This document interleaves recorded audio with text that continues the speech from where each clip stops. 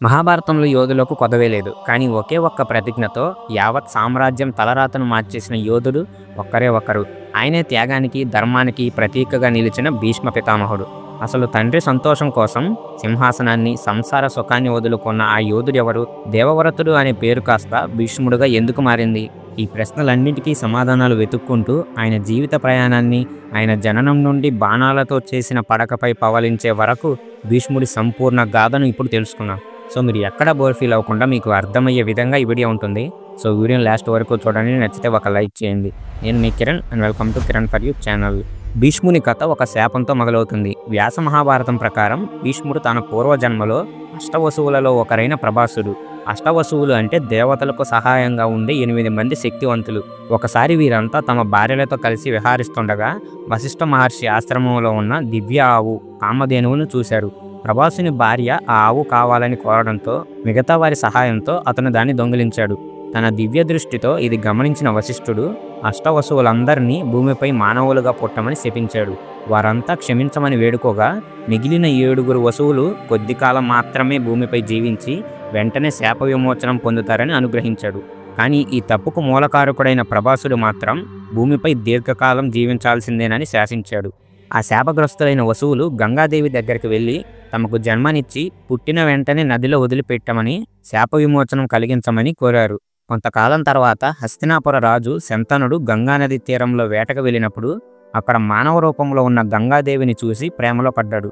ఆమెను పెళ్లి చేసుకోవాలని అడిగాడు. అందుకు గంగాదేవి ఒక షరతు పెట్టింది. నేను ఏ పని చేసినా అది మంచిదైనా చెడ్డదైనా మీరు నన్ను ఎప్పటికీ ప్రశ్నించకూడదు. ఏ రోజైతే నన్ను ప్రశ్నిస్తారో ఆ రోజే నేను మిమ్మల్ని విడిచి వెళ్ళిపోతాను. ప్రేమలో ఉన్న శంతనుడు ఆ షరతుకు ఒప్పుకున్నాడు. వారికి పుట్టిన 7 పిల్లలను గంగాదేవి పుట్టిన వెంటనే నదిలో ముంచేసింది. ఇది చూస్తూ శంతనుడి గుండె పగిలిన ఇచ్చిన మాట కోసం ఆ బాధను మౌనంగా భరించాడు. 8వ సంతానం పుట్టినప్పుడు గంగాదేవి ఆ బిడ్డను కూడా నదిలో ముంచడానికి తీసుకెళ్ళింది. ఇక ఓర్చుకోలేని శంతనుడు, ఆగు, కన్నబిడ్డను చంపడానికి నీకు మనసెలా వస్తుంది అని అడ్డుకున్నాడు. వెంటనే గంగాదేవి, మహారాజా, మీరు మాట తప్పారు, ఇక నేను వెళ్ళిపోవాల్సిన సమయం వచ్చింది అని చెప్పి వసువుల శాపం గురించి వివరించింది. 7 వసువులకు శాప విమోచనం కలిగిందని, కానీ ఈ 8వ బిడ్డ అంటే ప్రభాసుడు భూమిపై జీవించాల్సి ఉందని చెప్పింది. ఆ బిడ్డే దేవవ్రతుడు. గంగాదేవి ఆ బాలుణ్ణి తనతో పాటు తీసుకెళ్లి సకల విద్యలు నేర్పించి పెంచి పెద్ద చేసింది. 16 సంవత్సరాల తర్వాత సర్వశాస్త్రాలలో, యుద్ధ విద్యలలో ఆరితేరిన యోధుడిగా మారిన దేవవ్రతుడిని తిరిగి శంతనునికి అప్పగించింది. దేవవ్రతుడు యువరాజుగా తిరిగి రావడంతో శంతనుని జీవితంలో ఆనందం వెల్లివిరిసింది. ఒకరోజు శంతనుడు యమునా నది తీరంలో సత్యవతి అనే దాశరాజు కూతురుని చూసి ఆమె అందానికి మనసు పారేసుకున్నాడు. ఆమెను పెళ్లి చేసుకోవాలని ఆమె తండ్రిని అడిగాడు. అందుకు ఆ దాశరాజు ఒక షరతు విధించాడు. మహారాజా, నా కూతురికి పుట్టబోయే కొడుకే హస్తినాపురానికి రాజు కావాలి. కానీ అప్పటికే మీ కుమారుడు దేవవ్రతుడు యువరాజుగా ఉన్నారు కదా, ఈ షరతుకు మీరు ఒప్పుకుంటారా అని అడగగా శంతనుడు ఒప్పుకోలేక తీవ్రమైన బాధతో వెనుదిరిగాడు. తండ్రి దిగులుకు కారణం తెలుసుకున్న దేవవ్రతుడు తానే స్వయంగా దాశరాజు దగ్గరకు వెళ్ళాడు. తన తండ్రి సంతోషం కన్నా ఈ రాజ్యం నాకు ఎక్కువ కాదు, మీ కుమార్తెకు పుట్టిన కొడుకే ఈ రాజ్యానికి వారసుడవుతాడని నేను మాటిస్తున్నాను అని ప్రకటించాడు. అయినా దాశరాజుకు సందేహం తీరలేదు. యువరాజా, మీరైతే మాటిస్తున్నారు, కానీ భవిష్యత్తులో మీకు పుట్టబోయే పిల్లలు రాజ్యకాంక్షతో నా మనవళ్లతో గొడవకు దిగితే పరిస్థితి ఏంటి అని ప్రశ్నించాడు. ఆ ఒక్క ప్రశ్న మహాభారత గతిని మార్చేసింది. ఆ క్షణంలో దేవవ్రతుడు తన జీవితంలోని అత్యంత కఠినమైన నిర్ణయం తీసుకున్నాడు. అందరూ చూస్తుండగా ఆకాశమే సాక్షిగా ఇలా ప్రతిజ్ఞ చేశాడు. ఈ రోజు నుండి నేను ఆజన్మాంతం బ్రహ్మచర్యాన్ని పాటిస్తాను. నాకు పెళ్లి వద్దు, సంతానం వద్దు. నేను హస్తినాపుర సింహాసనాన్ని కాపాడే ఒక సేవకుడిగా మాత్రమే ఉండిపోతాను అని ప్రతిజ్ఞ చేశాడు. ఇంతటి భయంకరమైన ఘోరమైన ప్రతిజ్ఞ విని దేవతలు సైతం ఆశ్చర్యపోయారు. ఆకాశం నుండి పూలవర్షం కురిపించి భీషణం భీషణం అని పొగిడారు. ఆ రోజు నుండే దేవవ్రతుడు అనే పేరు కాస్త భీష్ముడుగా మారాడు. అంటే భీషణమైన ప్రతిజ్ఞ చేసిన వాడని అర్థం. కొడుకు చేసిన ఈ మహాత్యాగానికి చెలించిపోయిన శంతనుడు భీష్ముడికి ఇచ్ఛామృత్యువు అనే వరాన్ని ఇచ్చాడు. దాని ప్రకారం భీష్ముడు తాను కోరుకున్నప్పుడు మాత్రమే మరణిస్తాడు. అంతేకాని మరో ఏ శక్తి కూడా ఆయన మరణాన్ని శాసించలేదు.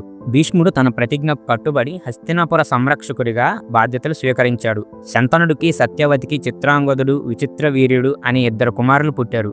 శంతనుడి మరణం తర్వాత భీష్ముడు తన తమ్ముళ్లను సింహాసనంపై కూర్చోబెట్టి వారికి అండగా నిలిచాడు. చిత్రాంగదుడు ఒక యుద్ధంలో చనిపోగా విచిత్రవీరుడికి పెళ్లి చేయడం కోసం భీష్ముడు కాశీరాజు స్వయంవరానికి వెళ్ళాడు. అక్కడ కాశీరాజు కుమార్తెలైన అంబ, అంబిక, అంబాలికలను స్వయంవరం నుండి బలవంతంగా తీసుకొచ్చాడు. అయితే అంబ తాను సాల్వుడు అనే రాజును ప్రేమిస్తున్నానని చెప్పడంతో భీష్ముడు ఆమెను గౌరవంగా సాల్వుడి దగ్గరకు పంపాడు. కానీ స్వయంవరంలో ఓడిపోయిన అవమానంతో సాల్వుడు ఆమెను నిరాకరించాడు. దాంతో అంబ తిరిగి భీష్ముడి దగ్గరకు వచ్చి తనను పెళ్లి చేసుకోమని కోరింది. భీష్ముడు తన ప్రతిజ్ఞను గుర్తు చేసి అందుకు అంగీకరించలేదు. ఈ అవమానంతో రగిలిపోయిన అంబ భీష్ముడిపై ప్రతీకారం తీర్చుకుంటానని శపథం చేసింది.